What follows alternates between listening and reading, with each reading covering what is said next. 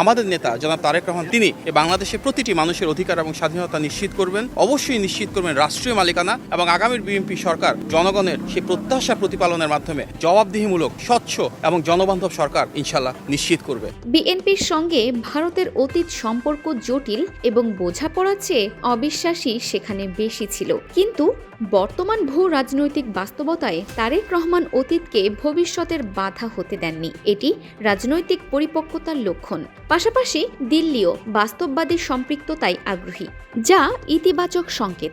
All neighboring countries and with all countries of the world, we need friendly relationship on the basis of the sovereign equality and dignity, and also on the basis of equality and mutual respect.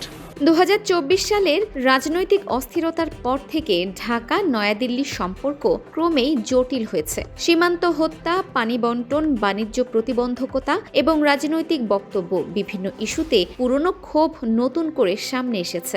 ভিসার সেবা সীমিত, স্থলপথে যোগাযোগ কমেছে, সরাসরি ফ্লাইটও আগের তুলনায় কম। এর সঙ্গে যুক্ত হয়েছে সীমান্ত পারের উত্তেজনাপূর্ণ বক্তব্য।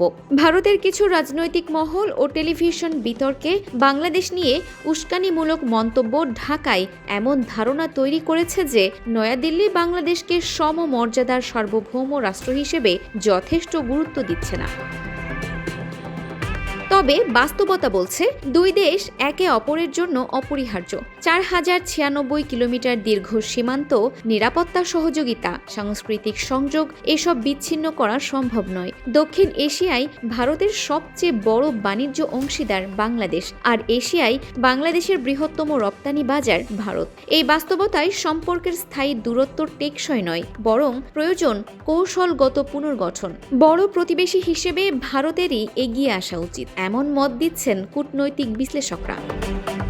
ভবিষ্যতের নতুন স্বাভাবিকতা নির্ভর করবে ঢাকার নতুন নেতৃত্ব কতটা ভারত বিরোধী মনোভাব নিয়ন্ত্রণে রাখতে পারে এবং নয়াদিল্লি নিজেও কতটা উত্তেজনাপূর্ণ বার্তা কমাতে সক্ষম হয় তার ওপর। দুই পক্ষ যদি সচেতনভাবে বা অসচেতনভাবে ব্যর্থ হয়, তবে পরিস্থিতি নিয়ন্ত্রিত প্রতিদ্বন্দ্বিতার পর্যায়েই থেকে যাবে।